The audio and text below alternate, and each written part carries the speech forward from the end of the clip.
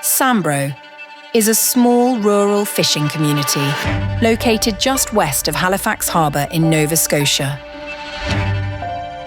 It was originally populated with British settlers to prevent a French attack by sea, and has witnessed numerous naval battles during the American Revolution, such as the Battle of Halifax in 1782. Today, it is a quaint, tight-knit community that lovingly preserves its coastal heritage and is proudly home to the oldest working lighthouse in the Americas. People always kind of comment on how tight everybody is and how much we're all willing to help. It was originally settled through land grants and whatnot, and many of the people have been there in that community since the mid to late 1700s, early 1800s, and very close to Halifax, but far enough away that we still keep our fishing and rural culture. There's no fisherman around this wharf area or this area that isn't the son of a fisherman, the father of a fisherman, a grandfather. Like it's all passed down. It's in their blood. Every time we see a Coast Guard helicopter or flares, it makes people edgy, and we just hope there's not going to be another tragedy happening. But it's not a matter of if, it's really a matter of when, because it is a very dangerous and hard lifestyle to be working on the sea like that.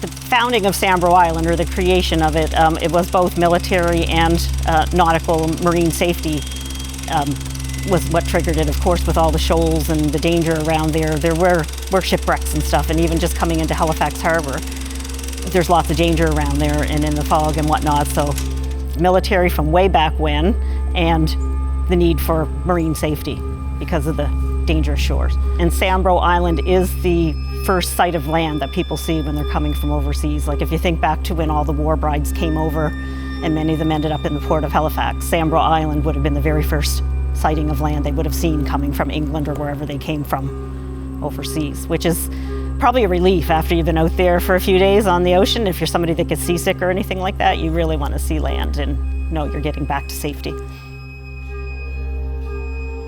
Like any abandoned location, there are plenty of stories and folklore about its past. To experience these stories firsthand, 3 paranormal investigators have been recruited to travel to Sambro Island. They will be dropped off and left there completely alone to carry out their investigations in total isolation. What will they uncover? Does the island hold a dark energy? An ancient, malevolent presence just waiting to be unleashed?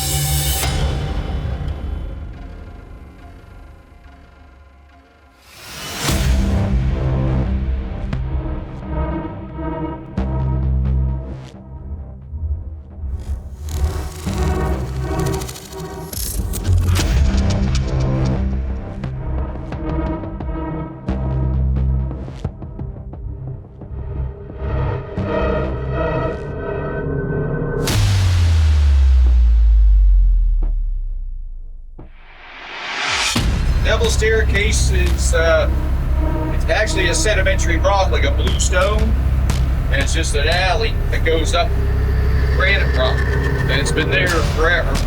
It's just years ago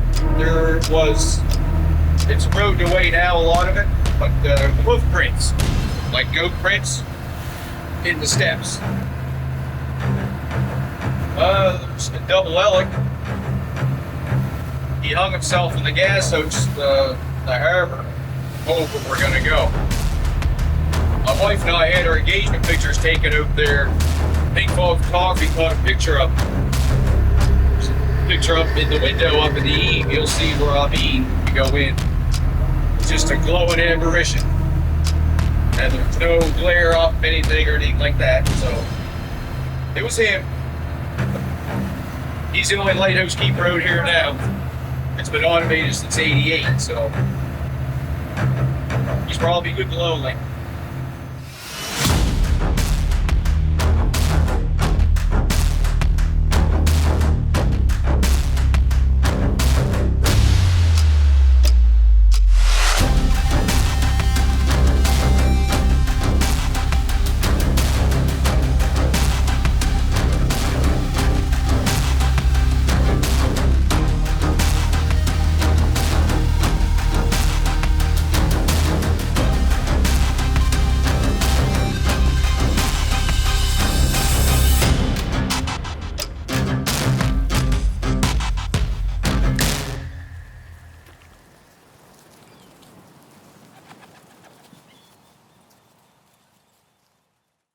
Usually with abandoned places, we mostly see residual hauntings, which means that they're not intelligent. Some people believe that it's energy or an event that has been recorded in the environment. Sometimes it's referred to as a psychic compression. Other times people call it the stone tape theory, where experts believe that certain things like rocks, wood, even water can hold memories of emotions.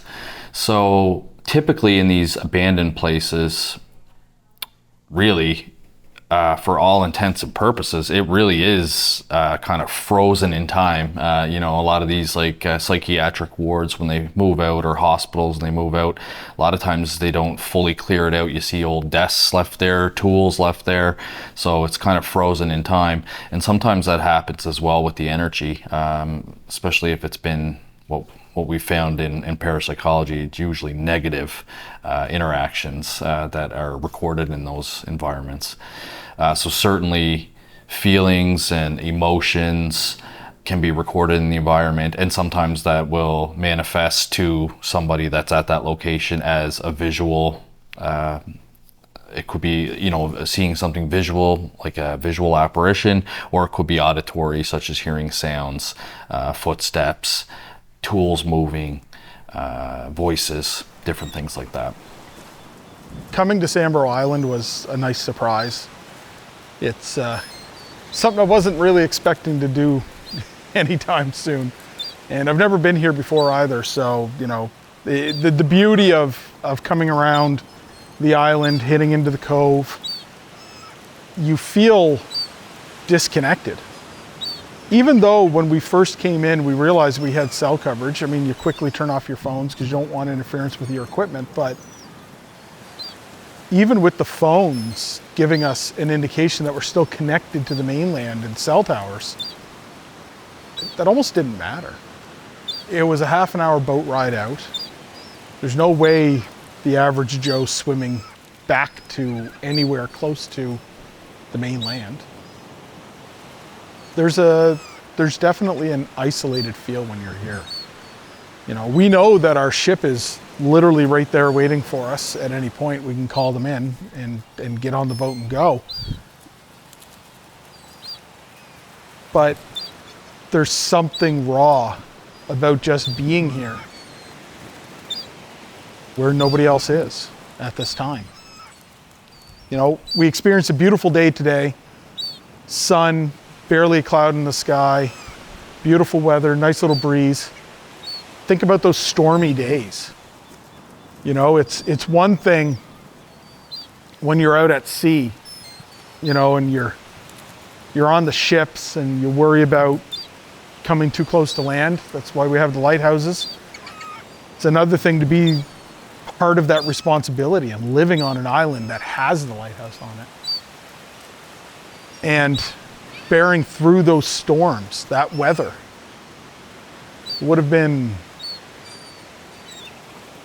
an intriguing life, that's for sure.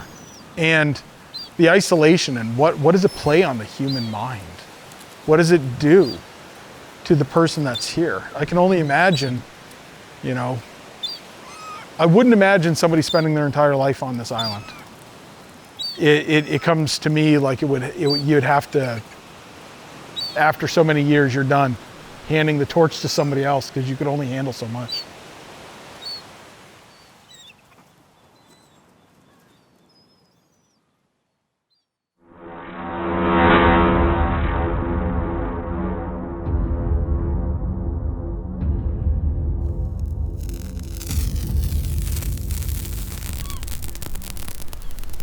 Okay, so I am going to do a solo investigation here in this building. It looks like it's seen better days, but this whole side of the island is, well, exceptionally gorgeous, but there is a feeling, and I feel a bit of like a dark, oppressive feeling going on here. Oh my gosh. This is crazy. Wow. Yeah, this building has definitely seen better days. Switch it over to night vision. There we go. Okay. Take a look in here.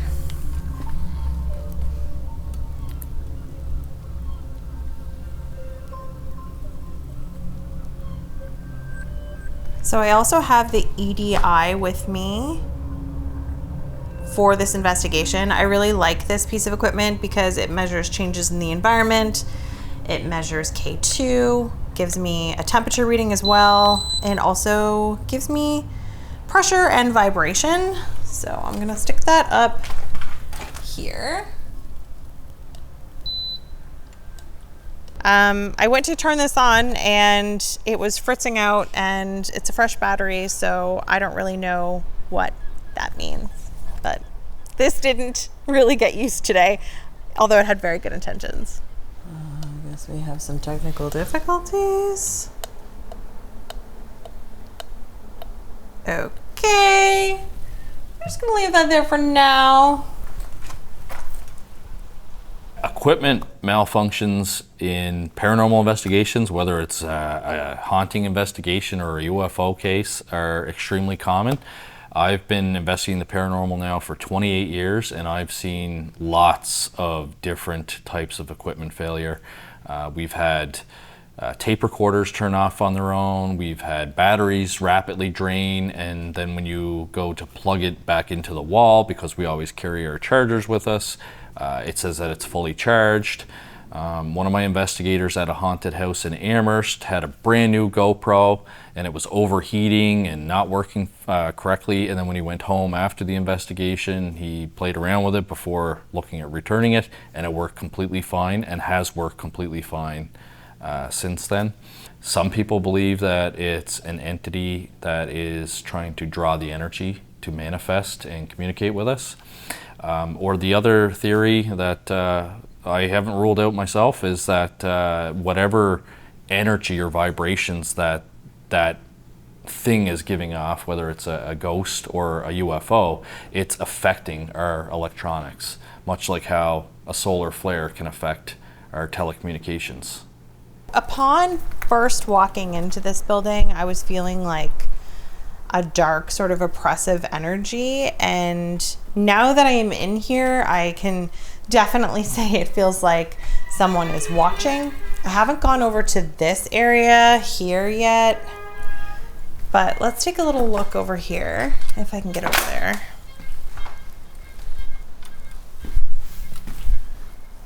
Oh yeah, okay.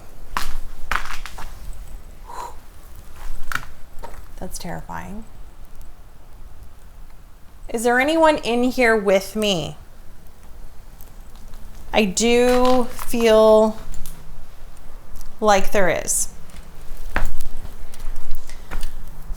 It would be rude of me to come in here and not introduce myself, so I am Kim.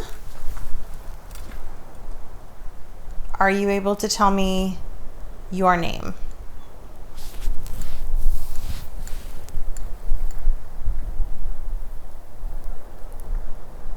I think I just heard something. It could have been a bird, but it did feel like it was maybe a female.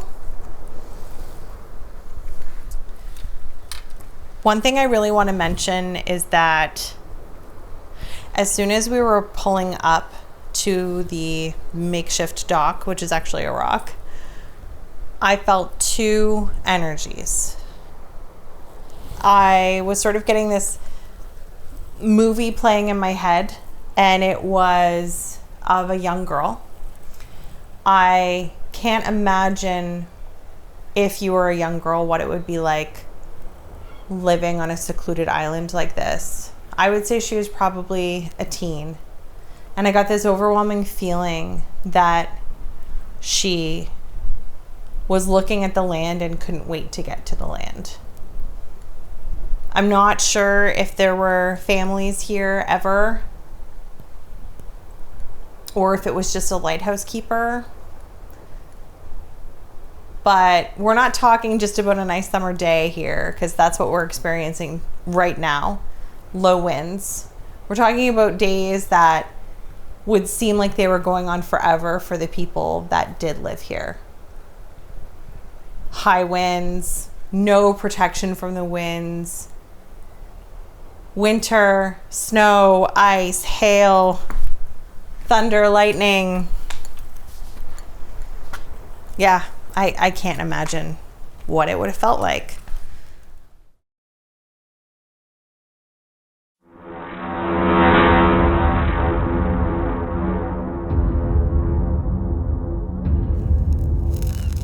The location where I am, when you come to the back of the island, there's a little cove. And at the top of the rocks at this little cove is, they call it the fuel house, the gas house, the fuel house.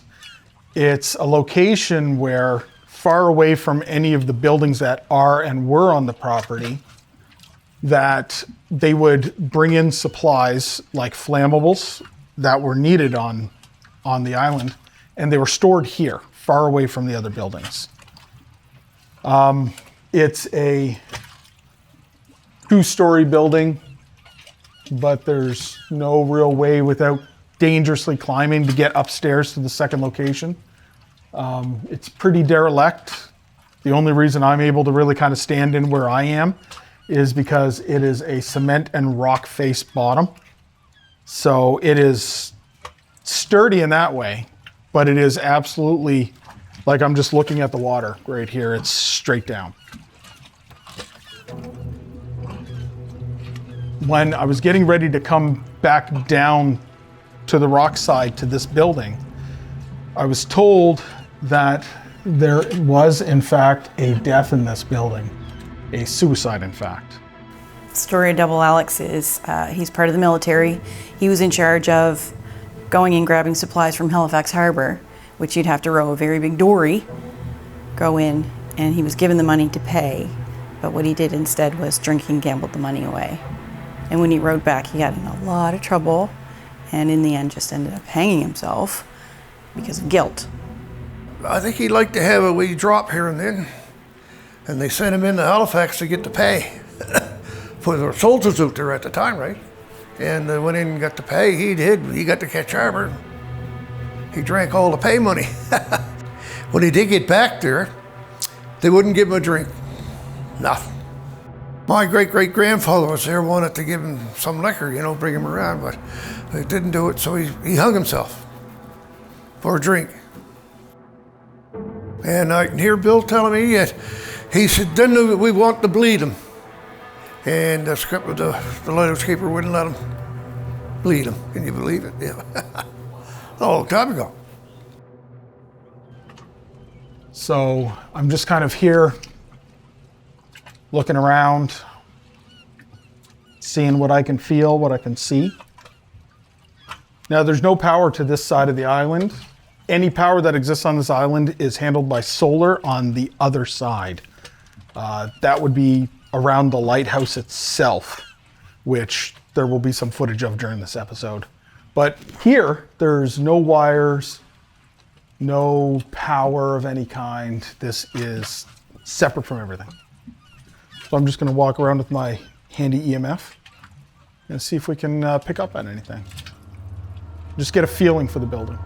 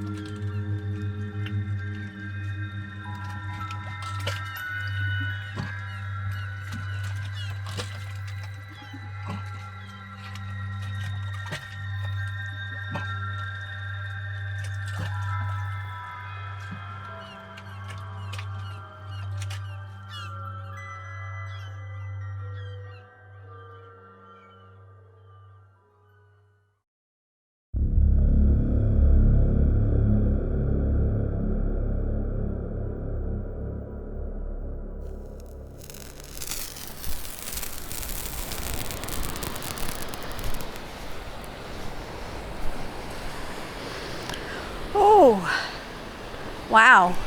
Okay. My whole body just goes into shivers.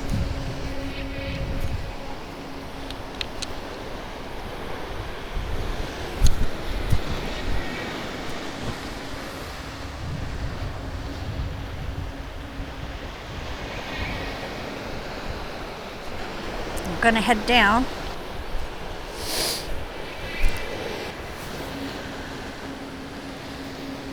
I'm feeling an overwhelming sense of dread right now.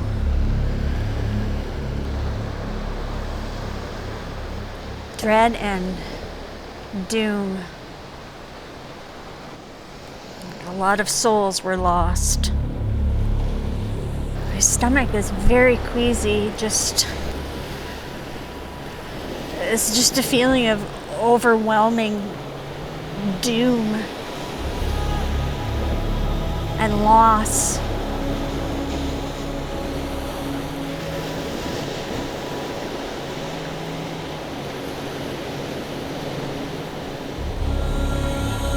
People were terrified because they knew there was no coming back from this. There was no escaping what was coming.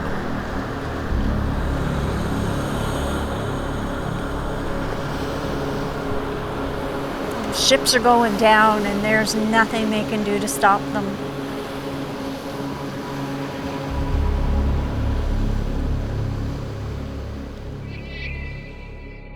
Can a shipwreck be felt on an island or nearby, or can that traumatic event bleed through somewhere else? The answer is yes. We have seen that in a few different parapsychological cases, one of them being the Titanic, for example. There were hundreds of people after the Titanic sank on the coast of Newfoundland that were reported having dreams and visions that the Titanic had sunk, that there was feelings of dread, and that something horrific had happened. A lot of it was anecdotal, but they did interview a few different Newfoundlanders that they found to be very credible.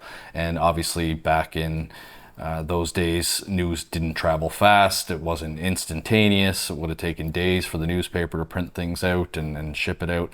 So certainly something like a shipwreck, having that energy bleed over to a nearby island is possible.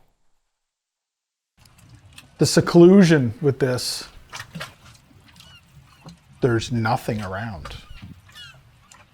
It's very peaceful, just the wildlife and nature. But I also know that I've got a cell phone that I can use if there's an emergency, if there's a problem, if I need to contact somebody for any reason. I can keep track of the outside world. I've got cell service here and data service at this point where I can browse social media if I need to and post videos and do whatever I want to. But imagine even 10 years ago, that wouldn't have existed out here, let alone back when this was first, or even up until it was, still used in the 80s. There was nothing like that for communication. That kind of seclusion is what plays on you.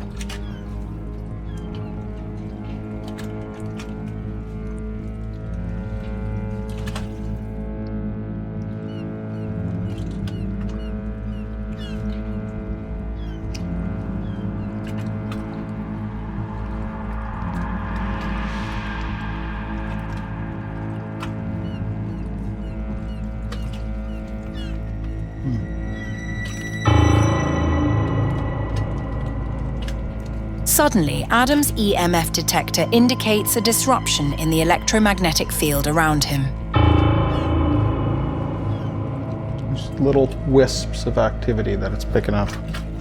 Could it be the spirit of the poor soul who hung himself in that very building all those years ago? Is there anybody here with me?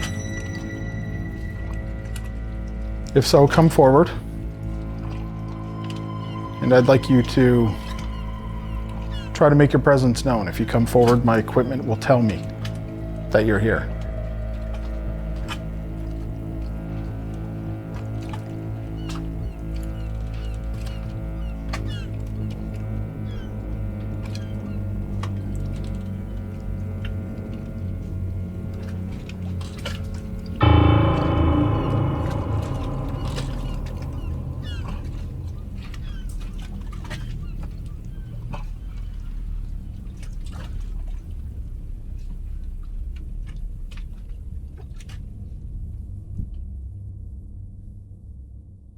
for this investigation, I chose my dowsing rods to use. I'm quite sensitive to energies, and this tends to move a lot for me. So I will ask questions to the space. If the answer is a yes, they will cross in like this. If the answer is a no, they will fan apart. I will also ask with these rods if they can point me into the direction of something, so that if, for example, a house was over in this direction, both of the rods did point this way for me. I just feel like this is my fail-safe. This is my go-to. I feel like these are an extension of me. I just rely on them a lot. And I know that yes and no answers will only get you so far, but it's definitely a very good starting point for an investigation. Oh man.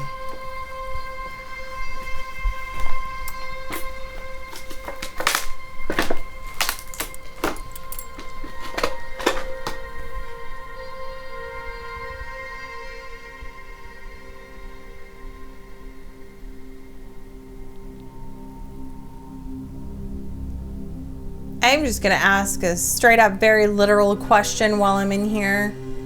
Whoever is here with me right now, can you please confirm that this island is haunted by more than one person? Cross the rods for yes.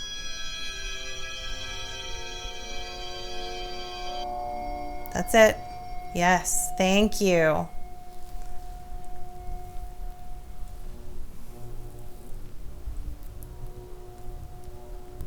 I was picking up on a male energy and a female energy. Are there more males here? That's a bird.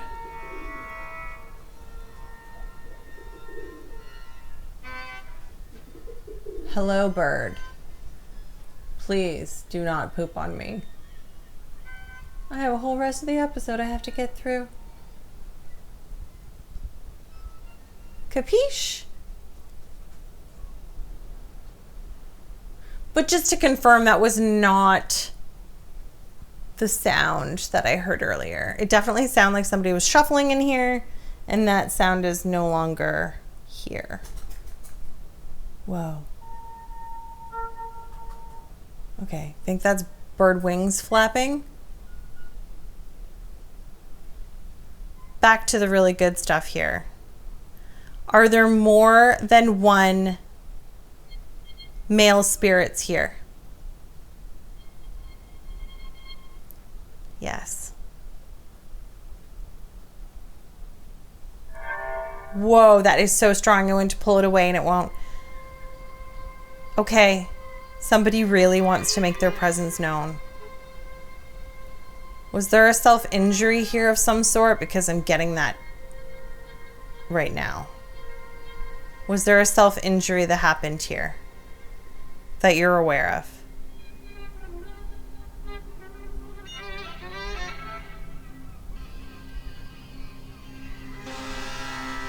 I'm sorry. I am very sorry.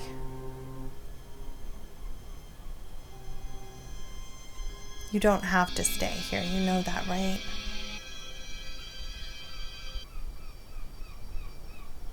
Can you please pull my rods apart? I feel the strength of you through them. Pull them apart.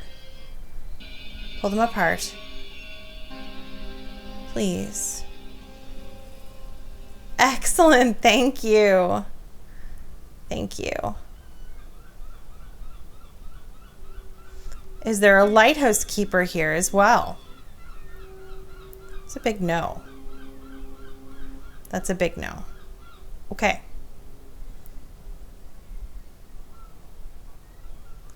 Did one or more of the male energies live here on the island? Yes. Thank you. It's so strong. Like, if I go to pull these apart, they're still crossing. Look at that. That's some serious magnet stuff going on right now. That is pulling.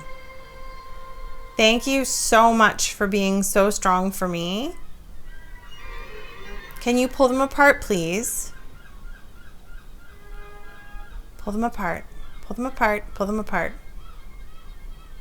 Release them. You're still pulling like crazy. What else do you want me to know?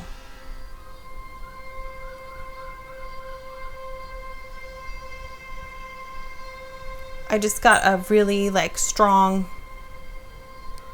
smell.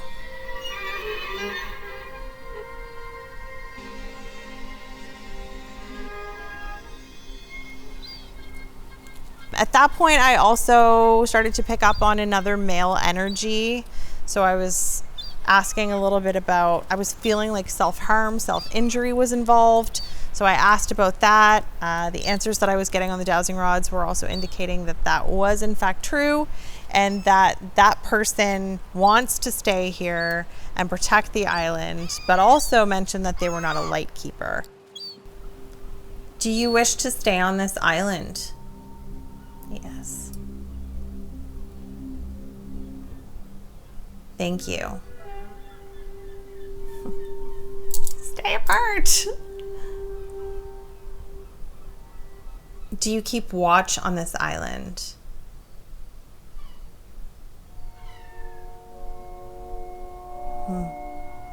No. Okay, you just really love being here. Yes, thank you.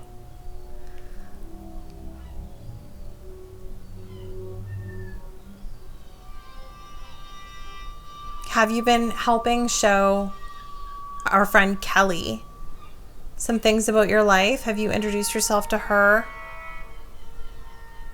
Yes. Thank you.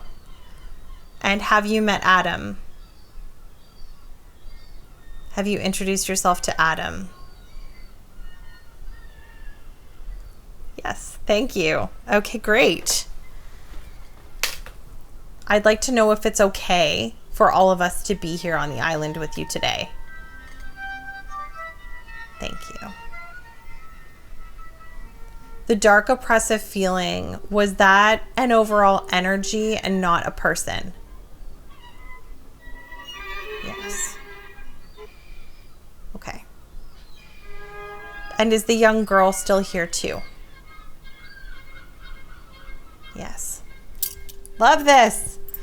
Okay, I feel like we're off to a good start, even though there was some really odd feelings within this space right off the very beginning, but I think it's fair to say that there's some serious energy happening right here. As soon as I stepped onto the top of that rock, my whole body just went into complete goosebumps and chills. And the further I come down, the more like overwhelming dread and doom, and just people are terrified and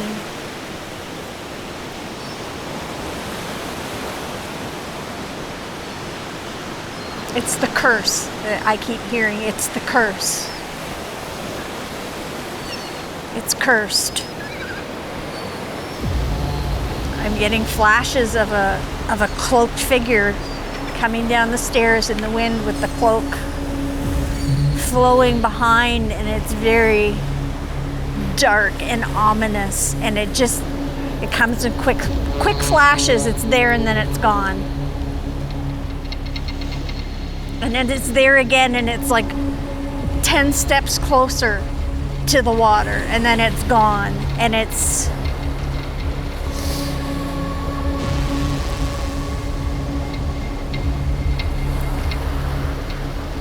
almost like he's coming to claim souls.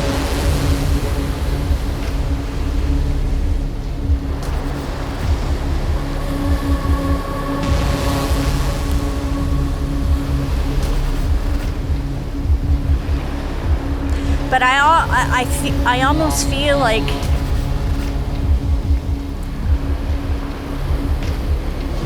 so many people believed this. They believed it into being. again, it's the curse. And it's like that curse traveled from boat to boat to boat, from mouth to mouth to mouth to ear, and it was believed so intensely and so vividly that they almost manifested it into being. Willed the curse into being. The idea of a tulpa, or that our mind, because we've spent so much energy and time focusing on something, that we can manifest it into the physical environment, our environment, has actually been shown once before. It's actually a Canadian case called the Phillips experiment. For anyone that hasn't heard of that, it was in the late 1970s. It was conducted in Toronto by some parapsychologists, and they basically wanted to create their own ghost. And they had nicknamed him Philip, and they had given him a backstory. And every day they'd come into the office, they'd sit around a table, and they would tell stories about Philip and start to manifest his character and his behaviors, and it eventually led to them being able to communicate with an unseen force by raps or knocks on the table. They actually invited the media in to view it, and there's clips, where it'll show these mysterious knocks. Have you seen Dorothea lately? No. No. Would you like to see Dorothea lately? No. No. Didn't you love Dorothea in your time? No. That was too... Oh, that's louder, Philip, please. Yes, we need them louder. Philip, come on, do it louder. Not much louder. Philip, did you like Dorothea? They actually had the knocks analyzed as well, and they do fit in the work that we've seen through Dr. Barry Colvin about poltergeist raps, that they're different than us just pounding on the table and recording that sound wave that goes across. The acoustics from poltergeist knocks and raps are actually different than us self-generating those sounds. So can somebody will something into the environment? It's been done in parapsychology. It's called psychokinesis. I feel like when the shipwreck is happening, then they see that figure coming down the stairs to possibly come and collect their souls. That's how it's coming to me. So that's why they connect it to the island and the land, but it's not really the island or the land. It is the water. It's the elementals of the water and just the treacherousness of this stretch.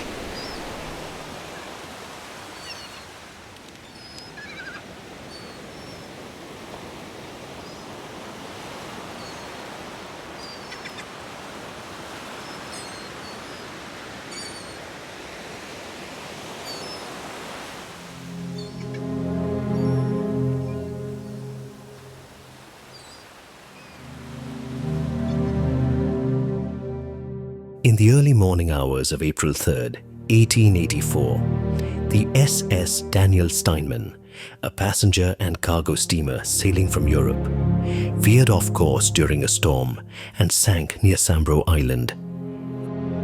Lost in the fog, it was too late by the time the crew could see the light from the island. They were already too close and struck the rocks.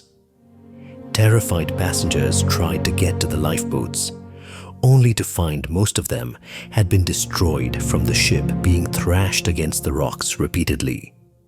Only 9 people of the 130 aboard survived, rescued by keepers of the lighthouse.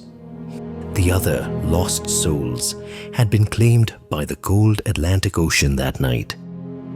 The only thing they had on a foggy night was to listen for the rockets or gunfire on the islands, the lighthouses. Yeah, and you had maybe Sambro Light was 3 blasts in a minute, and the next lighthouse might have been a blast and a half. So they knew where they were with that just by the sound, but they didn't know how far they were away from it. That's for sure. My great-great-grandfather and the cook that was up there at the time helped to rescue, I think, no, it was the cook and the skipper the next morning. No, the other guys all froze in the cold. Cold night.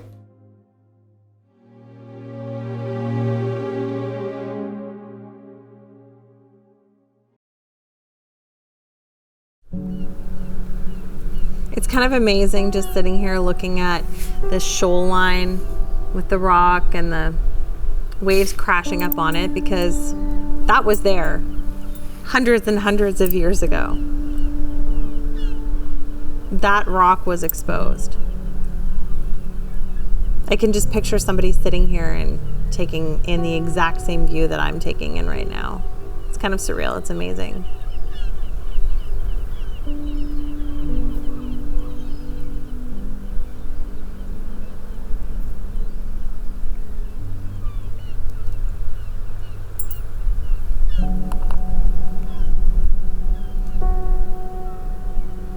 Besides the three that I've mentioned, is there anyone else here that we haven't spoken about or identified yet? Yes.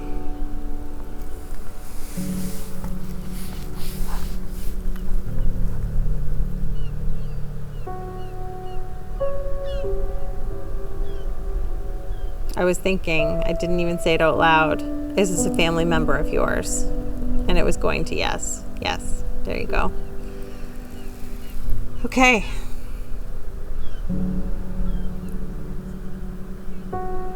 There must have been a family here other than just a lighthouse keeper, or maybe the lighthouse keeper had a family.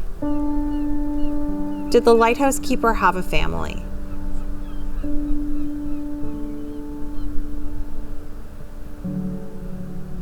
I should say family of his own.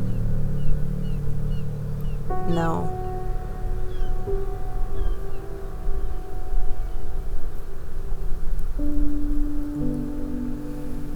Was there a family who lived here on the island as well? Yes.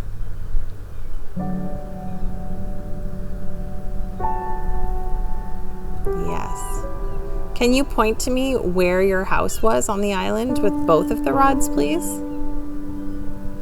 Both of the rods. I appreciate you so much. Was it on the other side of the lighthouse?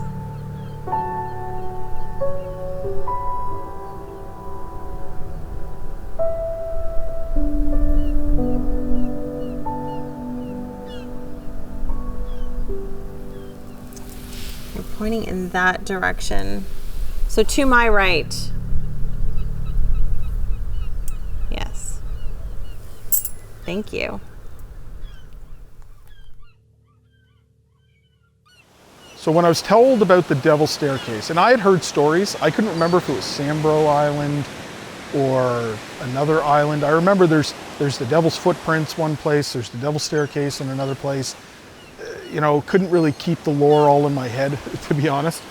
But when I was told when we got here the Devil's Staircase were on this island, I was looking forward to going and seeing it.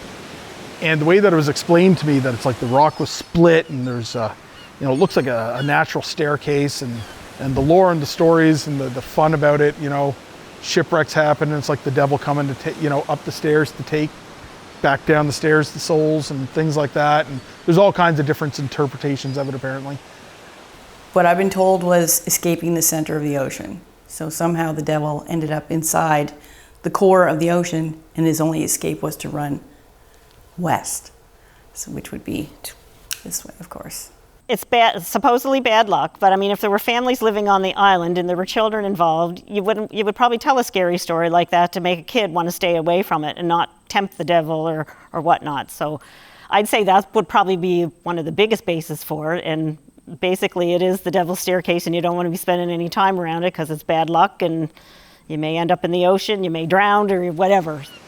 When I got down further towards the water and I actually sat on the Devil's Staircase and I took some pictures and I just kind of sat there listening to the waves. it felt weirder than sitting in isolation in the field building. And I don't know if there was almost like an excitement for story and lore versus, okay, there's a possibility that somebody could be, a spirit could be haunting a building. No, there's like rich lore and fun with this Devil's Staircase, people telling stories. And that's what I like. I'm a storyteller too. So hearing those and then sitting down there and picturing, the idea of the devil taking souls to hell down the Devil's Staircase, down to the water, kind of a Davy Jones-esque feeling to it.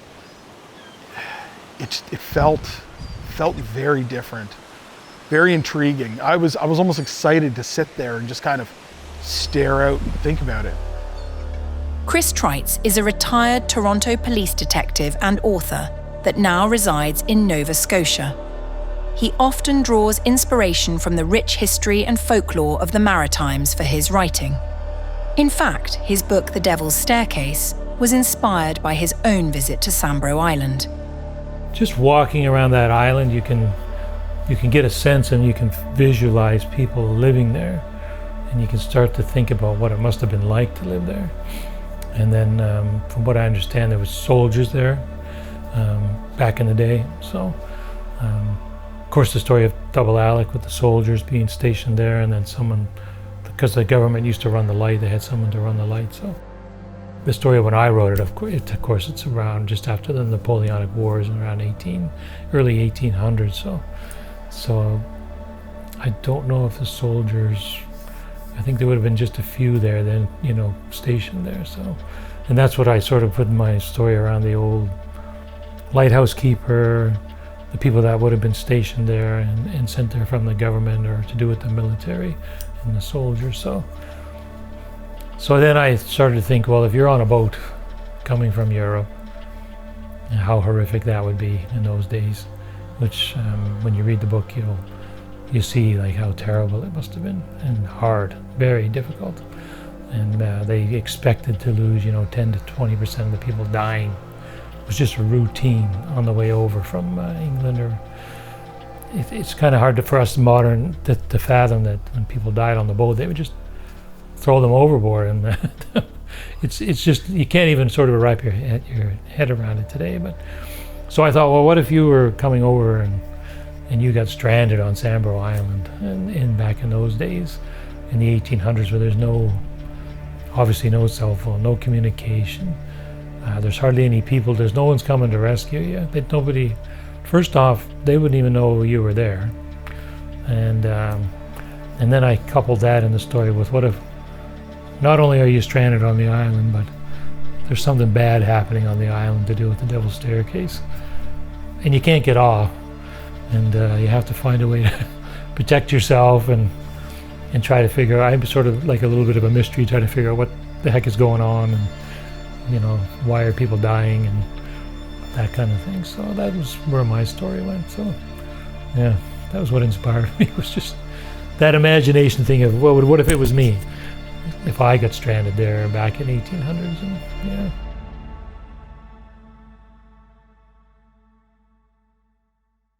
So one of the things that we wanted to do when we actually came to the island today was to set up a Bluetooth speaker connected to a phone that has an audio clip on it that we were provided.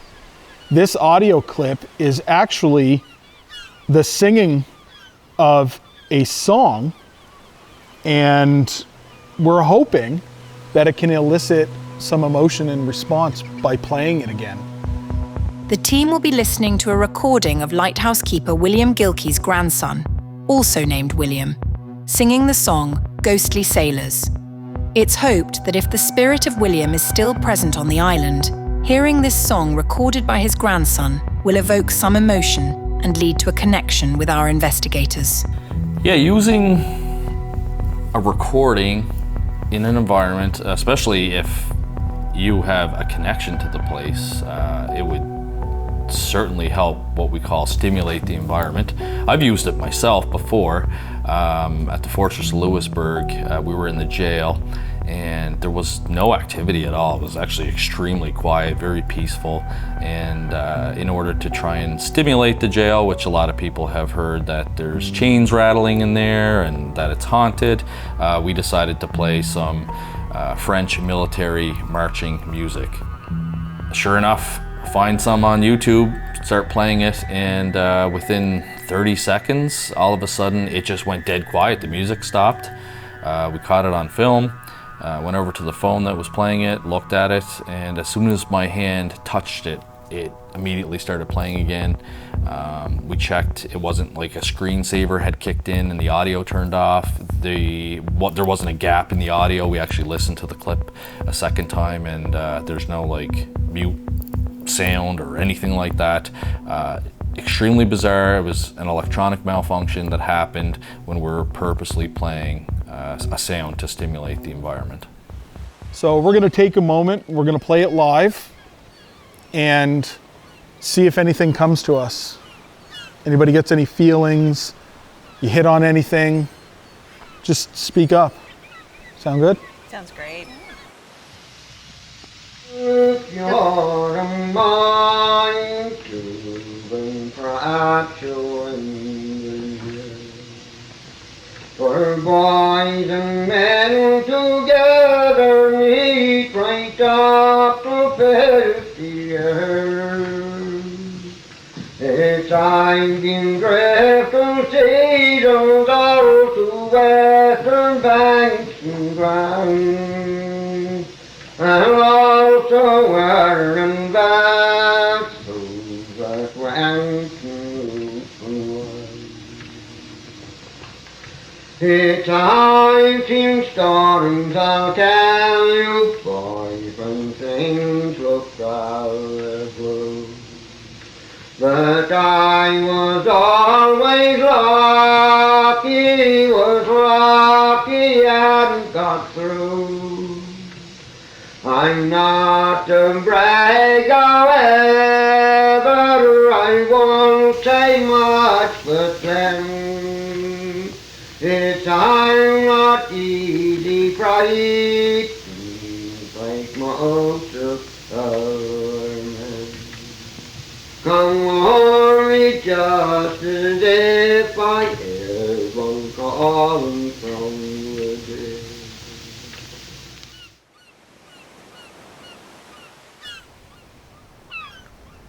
Okay. Well, that was quite haunting to hear the old sound, like the old music. You know, it just sounds like somebody sitting there at a kitchen table, almost like an old-fashioned kitchen party.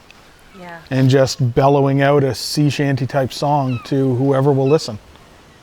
Yeah, it definitely gave me full body goosebumps listening to it. Yeah. Yeah, again, it goes back to that feeling of loneliness. I felt that. And despair. I also got the feeling of that person not only having the loneliness and the despair, but I also got the fact that it was like a really brave front. Mm-hmm. That when he would see others, he'd put on this like, it doesn't bother me to be out there kind of attitude. Mm-hmm. Yeah. Yeah. Well, it's intriguing, and hopefully we can find out more information about the actual person who's singing. You know, I'd like to find out a little bit more about maybe the life on the island. We'll follow up and we'll see if we can find out anything, maybe if it corresponds to any of the feelings that you two have been having. Sambro resident Leslie Harnish is not only a local researcher, she is also a descendant of the Gilkey family, longtime lighthouse keepers of Sambro Island. A lot of the songs that Uncle Bill, which would have been the original William Gilkey's grandson, that he told and Helen Creighton had recorded and whatnot, all tie back to British military songs and things like that, and superstitions and things like that. And he was a character in the family. I don't remember him well. I was a little bit young. I do remember meeting him briefly, but I wouldn't have had the opportunity to hear and remember at the right age all of the stories and songs that he did. So it's so great that Helen Creighton took the foresight and did what she did with all those stories and the music and whatnot. It's a lonely lifestyle, especially if you don't have family out there with you. And if you did have family out there with you, you're still only talking to the same people or whatever. And I could see how people would go a little bit stir crazy with that. And when weather comes into play there, like on Sambro Island, the students out there would have to come into Sambro and board in Sambro to go to school. So they come in Monday to Friday and then go back home on the weekends. And sometimes they'd be delayed on either end of that because of the weather, the rough seas, and when it's too dangerous to leave the island. And just to know that you're trapped out there and you can't leave if you wanted to, I think that would be really hard on people. That would play with a person's mind over time.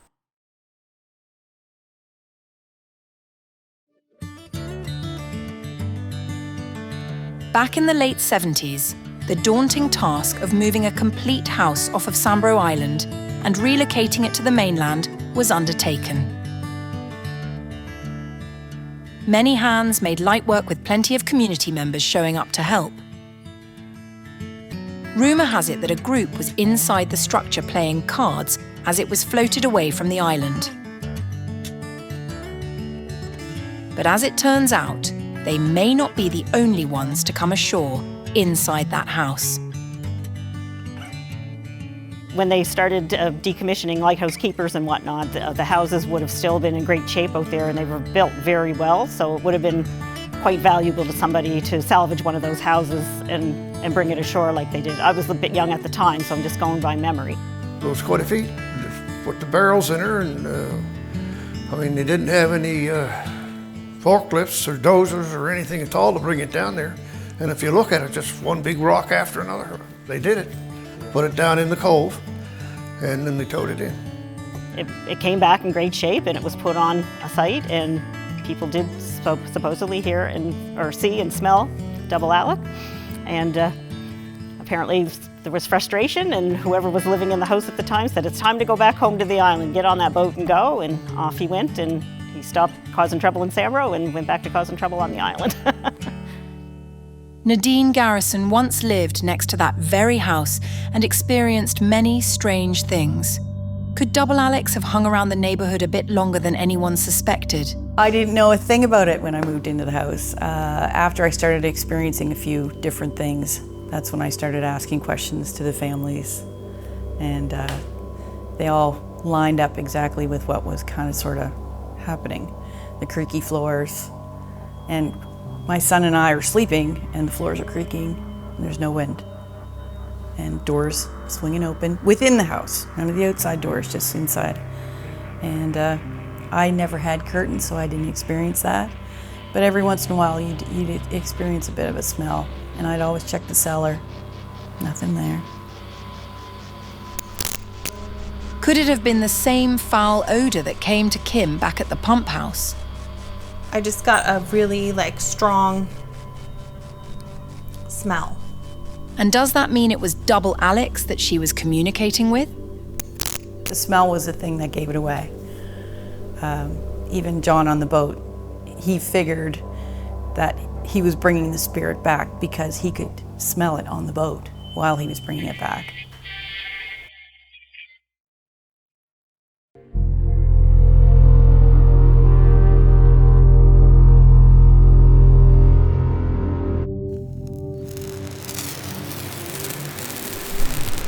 It's now Kim's turn to explore the Devil's Staircase.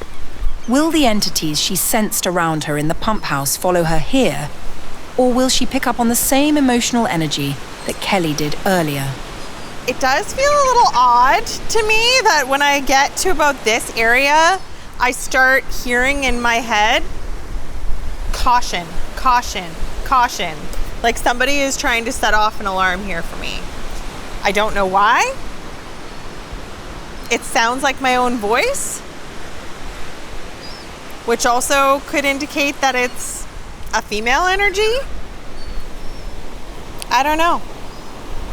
Here looks like a good spot for me to ask a few questions. I've got a K2 meter here. If I get a spike on this, that will be very interesting. Right now, it's just one single green.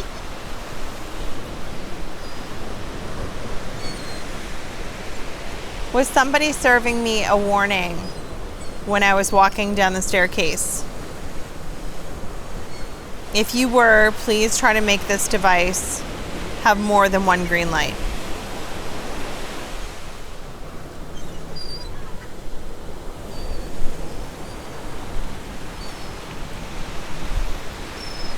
Did something happen to somebody on this devil's staircase?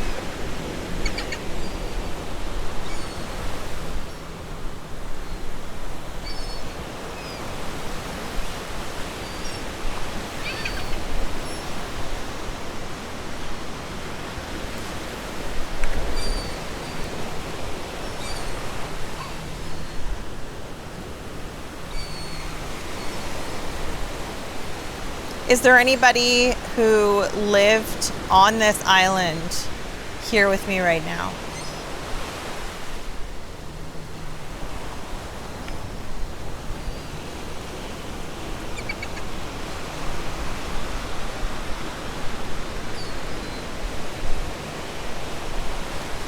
Just really trying to take in all of the scenery and imagine what it felt like for somebody a long time ago to be here on this island without anybody else. I do find it really exceptionally odd that I was hearing my own voice as I was walking down the stairs, and that's kind of why I thought maybe it was another female. But I also kind of wonder if there could be a mimic. Oftentimes people will talk about mimics, which are not necessarily a good entity, but they will sound like you or somebody else that you know. So that's kind of playing in the back of my mind. Also, the fact that I had this dark, oppressive, energetic feeling earlier is slightly unsettling. Mimicry is when either an entity or possibly an environment, if it's a residual haunting, speaks or lets you know that they're there. It could be somebody that formerly lived there, or in very rare instances, some people have reported hearing their own voice, which then obviously becomes very frightening and startling. When it is your own voice, some people believe that it's a spirit doing that to try and bring some familiarity to you. They want you to be familiar with them and open up that trust. Other people think that it actually has a very malicious intent, that it's designed to scare you and frighten you and get you away from their property. Is there a possibility that there is a dark, oppressive energy here that was mimicking my voice in my own head?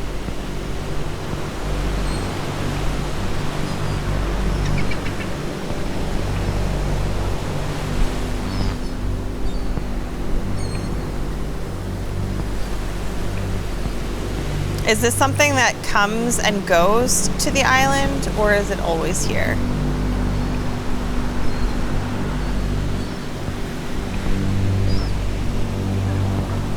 Whoever implanted my own voice in my head saying caution, could you do it again?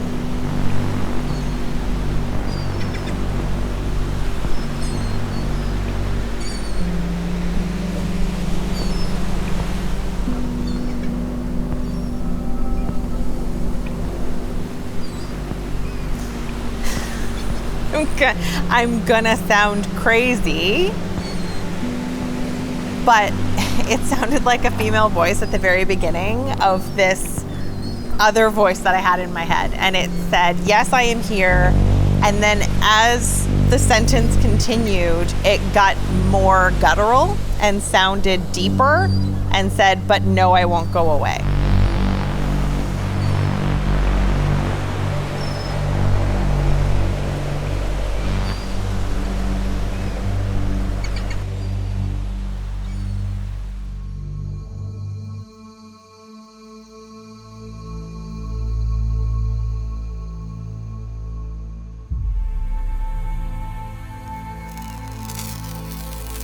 Kelly is performing a psychometry reading at the lighthouse. By touching the structure, she'll be able to sense its past, or that of a person connected to it. I feel like I've been sick for a long time. And I gotta go up these stairs again. And I don't know if I can make it. There's someone else here with me, but they don't know how to help me.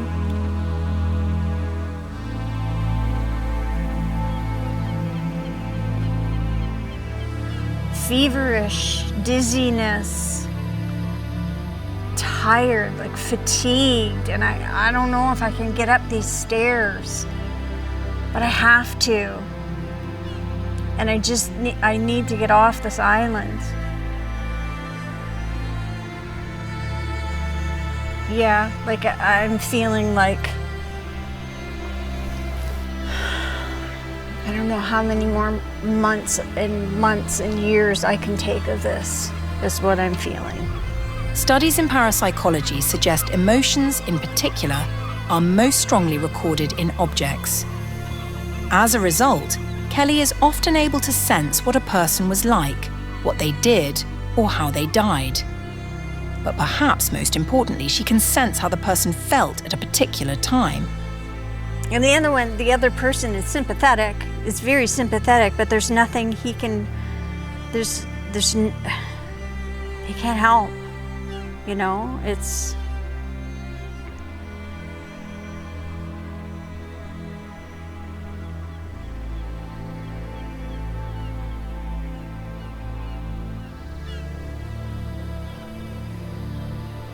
I don't know what it is though, because it's not like, I don't feel like it's something like the other person's gonna catch.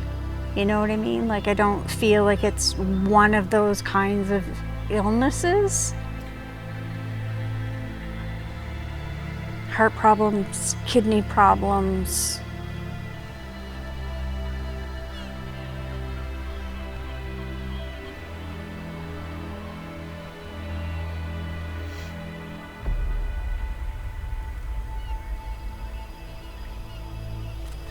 Liver, maybe liver.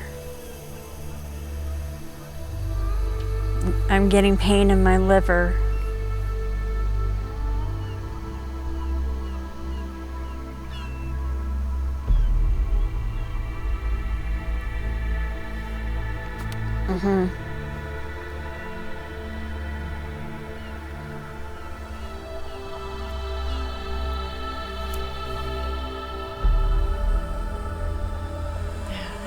I look up at those stairs and it's just it's a sense of like overwhelming dread that I have to climb these again.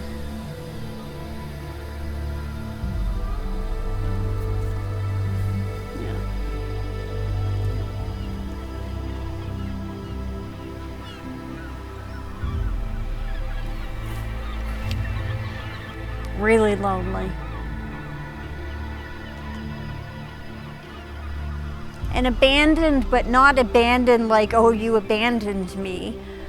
Or, you know, you dropped me off and now I'm, like, abandoned like I'm stuck here. Like, this is my job, I gotta do it, and I'm stuck here and I can't go. I can't leave like I wanna leave. I'm kind of stuck here. And I'm lonely and I'm sick and I'm tired.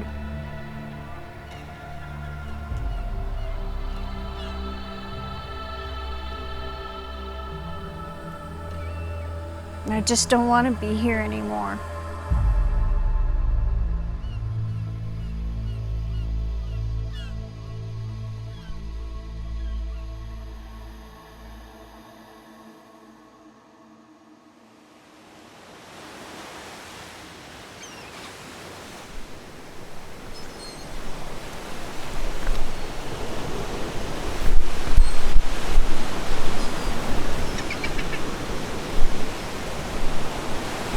There's such a power here with the ocean crashing.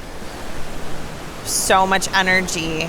The closer you get to the ocean, the more you feel it.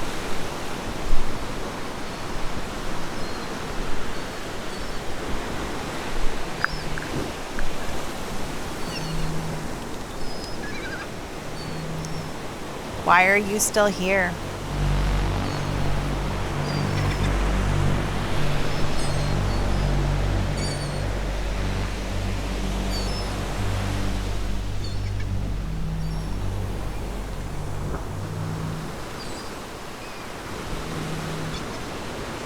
I just feel so much loneliness and sorrow. And I don't know who it's from. I keep getting a feminine energy, almost like this young girl. But I have no idea why she's so lonely. I could only assume that she wasn't ever left here by herself, that her family would have been here with her. But maybe she lost somebody that she loved. She really did implant that feeling in me as soon as I got here, that she was really excited to see the land.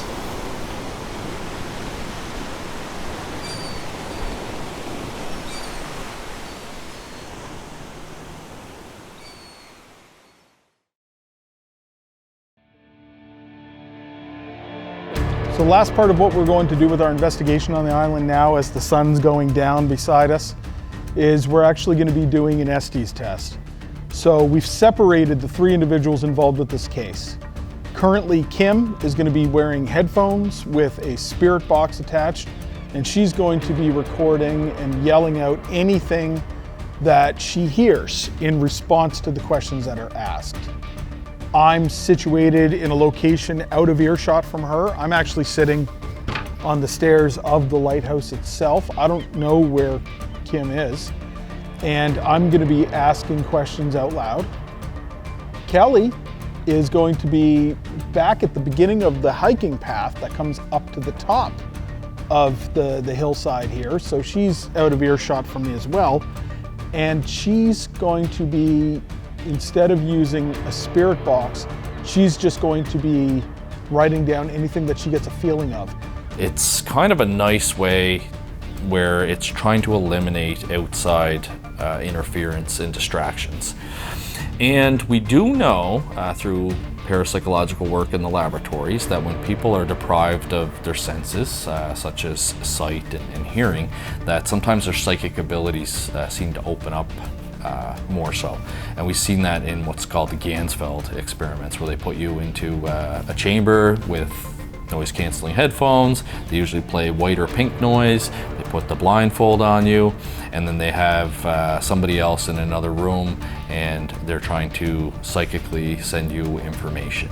And then the person that's in the chamber is making mental notes and will articulate what they're seeing or what they're feeling. And then when it's compared, we have found that it actually has a very good way and statistically significant way of working to open up those psychic abilities. Kim's headphones are plugged into a spirit box, a device used to attempt communication with spirits by rapidly sweeping through radio frequencies. The theory is that entities can influence these scanned radio waves using the energy from the radio noise to form words and phrases, or even full sentences. She is also blindfolded to further her sense deprivation and eliminate any external influences. So is there anybody here with us?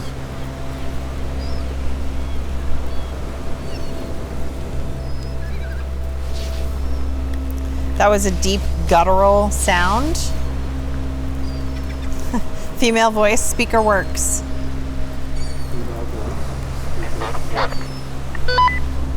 Each answer is relayed back to Adam by Jeff via two-way radio. Help, male voice.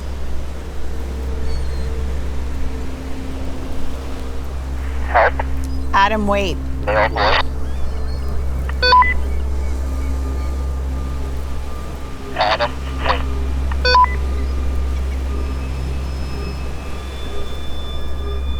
I just heard a male say wait and then a female say wait.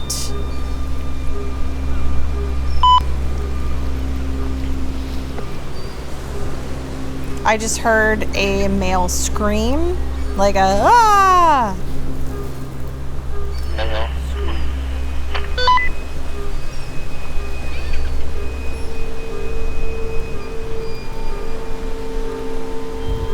You.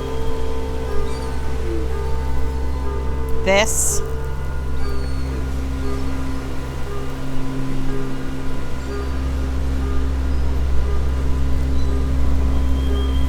Is that you? Special.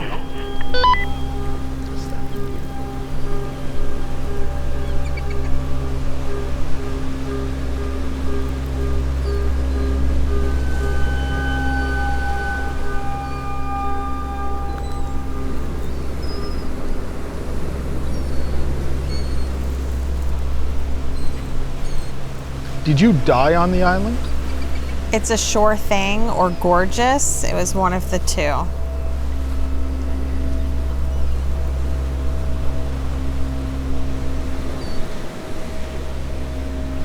Did you know the person who was singing the song that we played?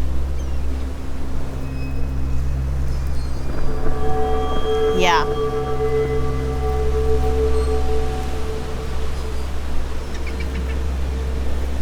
Were you the one we heard singing?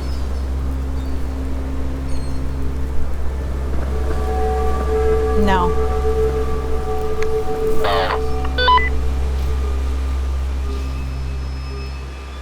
I definitely felt like there was a lighthouse keeper around through all of it. I felt that there was also this underlying deep, dark, guttural something that kept coming through. Yeah, that did a couple of times. They said over the radio, guttural voice. Mm-hmm.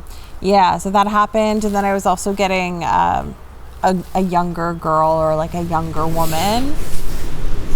Fire.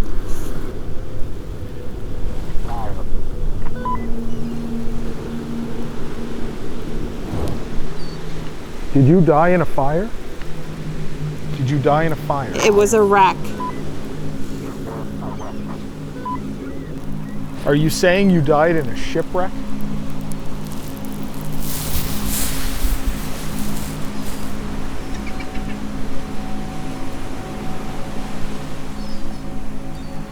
And the boat was on fire?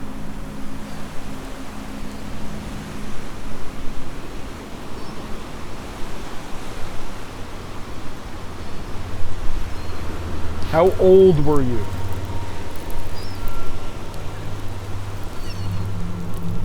Five.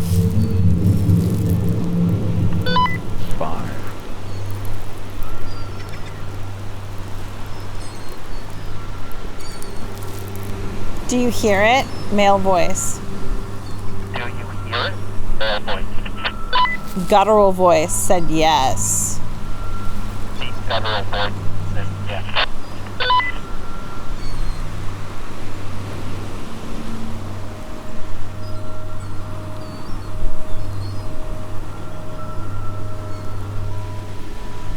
Please. Female voice. Female voice. Please.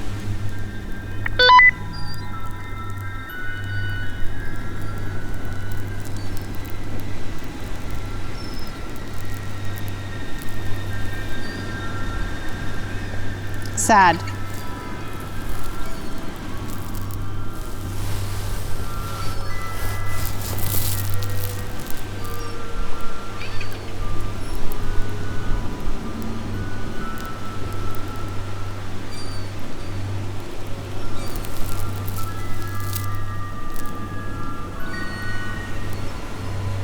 I think it just said, yes, it's haunted. Yes, it's haunted.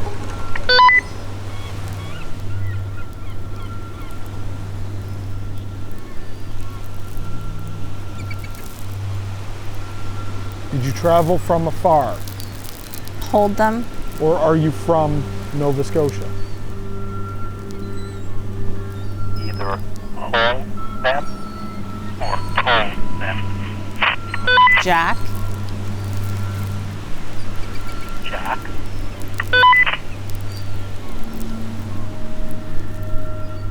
Who's Jack? I hear you.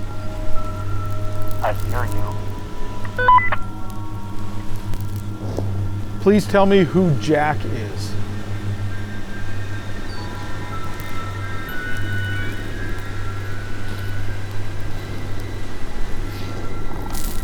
You know me? Male voice, deep male voice.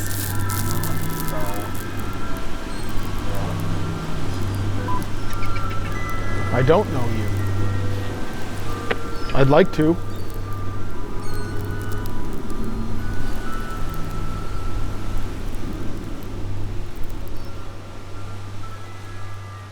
Well, it's very interesting, some of the stuff that we've gotten. Like a lot of these Estes tests, sometimes from the perspective of the person asking the questions, some of the answers don't make a lot of sense. How are you? I'm transported back to Earth. I'm doing well. Sometimes it's just speaking through the spirit box. Sometimes it's just whatever the spirit might be want to say. They don't necessarily want to follow an ask and tell situation.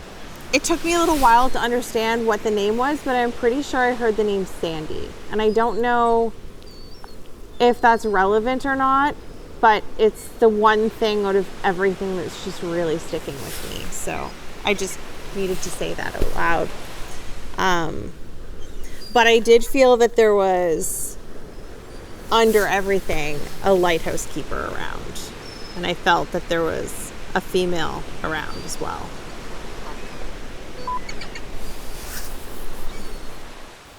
But I heard like single words, but then I heard also like phrases, and it was hard. I had spirit talking to me too, so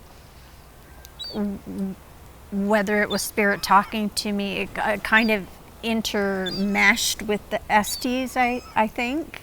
So it was kind of difficult, but I definitely, like you, felt like there was a lighthouse keeper. And I heard him say, they call me Joe. Joe. Little did anyone know at the time the significance of what Kelly was revealing. There had actually been 3 different lighthouse keepers on Sambro Island named Joseph. Captain Joseph Rouse was the very first lighthouse keeper, serving from 1759 to 1769. Then Joseph Woodmass was keeper from 1769 to 1771. But the third Joseph is much more relevant, as it is the son of William Gilkey, whose name has already come up during this investigation. Joseph Gilkey was stationed on the island from 1875 to 1876. Could it be one of these lighthouse keepers who came to Kelly saying, they call me Joe? With what you said about that deep undertone feeling, I heard the devil. And death. Okay. Great loss. Can't leave. Okay. Too late. I got too late. Wreck. Howling. In the deep. Stop. Save or safe. I'm not sure which one it was, but it sounded more like save to me. Lost. Tired. Take it. Gone. And then it was a hard and lonely life. I definitely still feel like there's multiple entities here.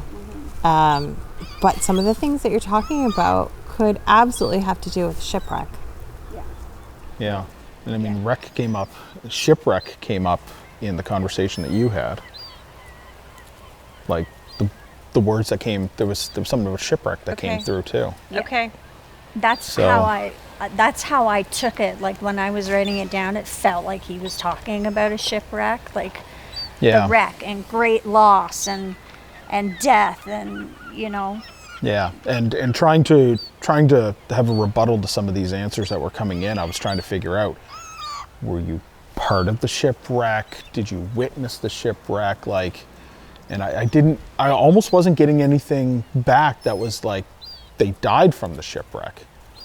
So maybe there's a possibility one of the shipwrecks was witnessed by this lightkeeper. That's how I felt. I felt like I was seeing the shipwreck, and I was relaying how it was making me feel to watch this unfold in front of my eyes.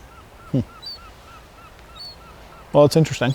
I guess really what it comes down to is when the footage is actually reviewed, we'll see how this all kind of jives together and see if we can figure that one out. Yeah. Another mystery. Maritime mystery. There you go. That's a very legit maritime mystery. Very legit.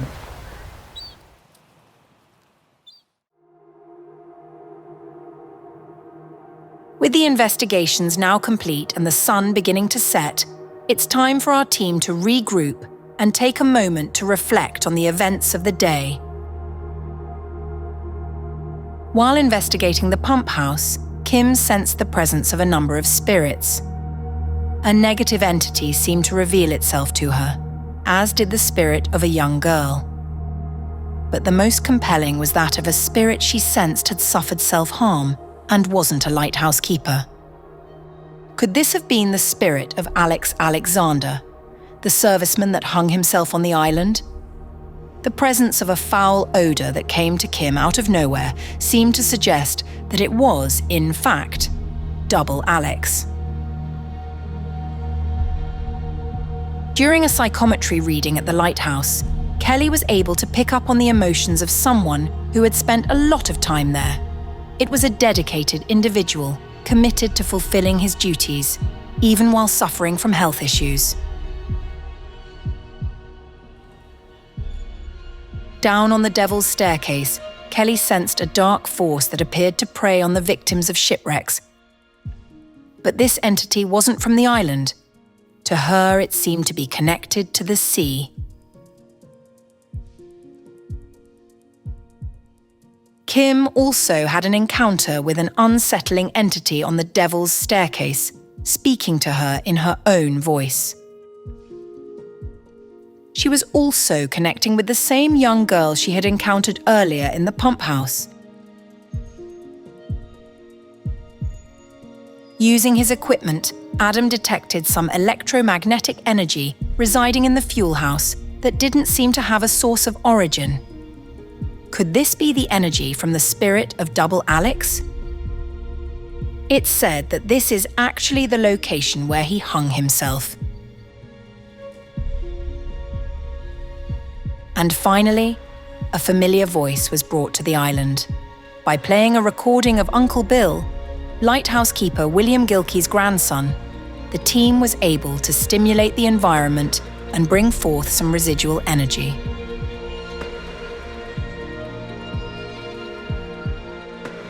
Adam, Kim, and Kelly may have had different experiences, but they are each taking away something very personal from their time on Sambro Island.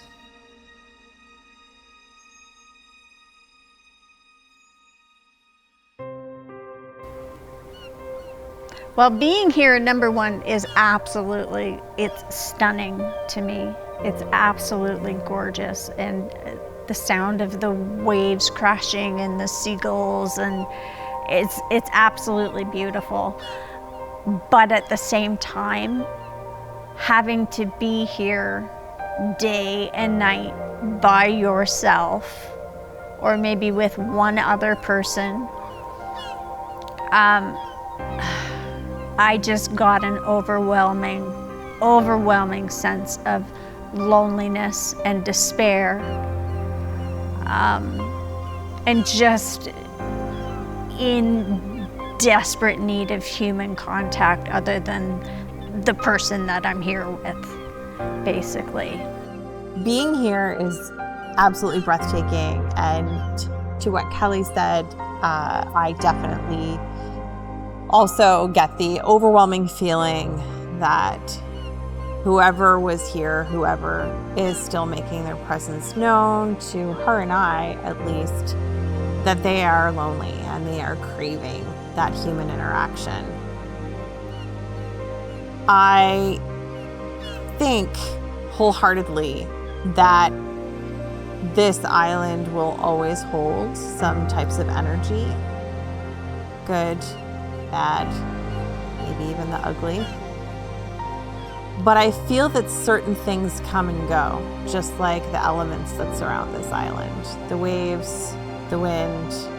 But I do feel some really good things here too. I feel that family unit. I do feel that there's a family here with lots of good positive energy. I do feel that there's a light keeper here. There's something else to be determined. I don't know what that is. You know, the Maritimes, there's a reason why they say it's some of the most haunted places on earth. Whether you're connecting with those spirits or you're just feeling that life has moved on. There's something for everybody to feel, and that energy can take different forms for different people. You know, it's always interesting as an investigator when we go back to the office and we're documenting our investigation, and you sit back and you think about the family that you just dealt with, or, you know, in this instance, an abandoned island, and you think about the impact that those people had working on that island, you know, being light keepers and trying to keep people safe, and the rugged life that they lived. And then, you know, we go over and we're stimulating the environment, and we've got mediums that are sensitive and can possibly, you know, communicate to those individuals that have passed along. And I'm sure it's very emotional for everybody involved. It's certainly emotional for mediums. I know it takes a big toll out of them. They use a lot of energy to be able to communicate. And I've seen it through mediums the other side as well. It takes a lot of energy for a spirit to manifest to a medium. I always look at it like you're dealing with real people that just don't have a physical body. And it's really, I think it's kind of like an honor for, you know, a true paranormal investigator to be bestowed that responsibility. I'd like people to remember the community of Sambro, or know of the community of Sambro, that we are a welcoming bunch of people, that we will help anybody, we help each other. It's ingrained in us from years of hardship and danger from the sea and whatnot. I mean, the fact that it goes back to Confederation, there's connections to Federation, and even before that. So it's a great place, and it should have a great reputation out there. It's the sense of family around here. And nobody leaves. If they leave, they always come back. Drunk as hell this night on the stereo. Place your hands in mine, so very old, and breathe the silence there to be warm. And in the night affairs to be done, I'm waiting for a lifeline to hold me. I'm waiting for a lifeline to hold me. I'm waiting for a lifeline to hold me. I'm waiting for a lifeline to hold me over my head. Hold my home, this house on the merry-go.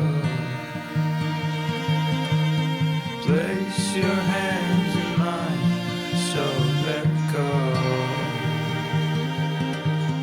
Light years away from me, God, why can't you see? I'm waiting for a lifeline to hold me. I'm waiting for a lifeline to hold me. I'm waiting for a lifeline to hold me. I'm waiting for a lifeline to hold me over my. Oh, my father's soul, and I lost it all. Breathe is a reason on, I gotta go. Light years away from me, and God